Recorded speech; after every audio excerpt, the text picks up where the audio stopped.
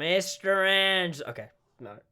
I'm not gonna be that guy who reviews The Matrix wearing sunglasses because, I mean, like, that's just been done to death.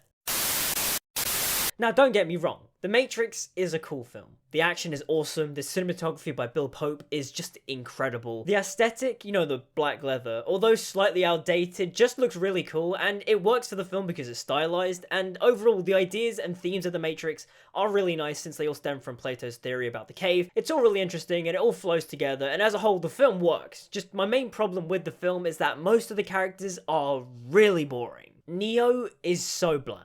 I'm sorry, I love me some Keanu Reeves, but the character of Neo just has no personality. There are attempts to humanize Neo, but the delivery is so wooden that the attempts at humanizing Neo just fall really flat. God. What? I used to eat that. Really good noodles. Neo's only real charm is that he's a badass, and he's played by Keanu Reeves. Whoa.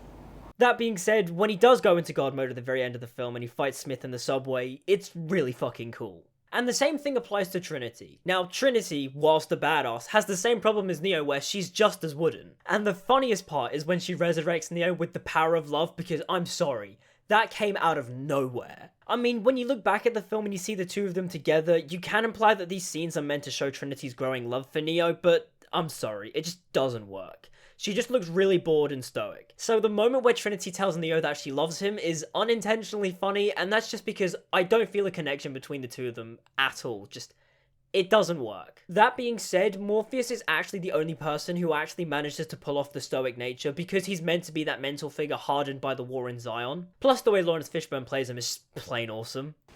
I know exactly what you mean.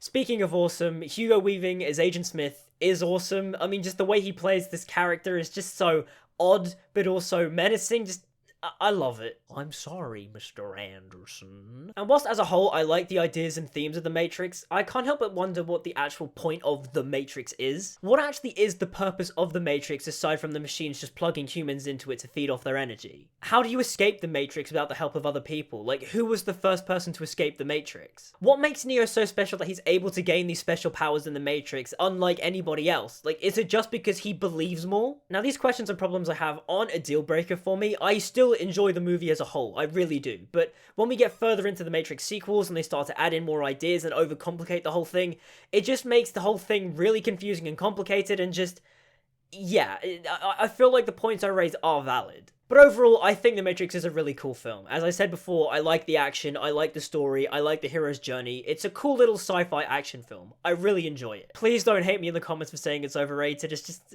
I'm sorry, it's just the problems I raised up do hold it back from being a film that, you know, I would personally go, oh yeah, I love The Matrix. I don't, it's a cool film, I really like it, but yeah, that's my thoughts on The Matrix. What do you guys think? Let me know in the comments down below. Like, subscribe, follow me on social media, all that stuff, and until we meet again, I'll see you guys next time.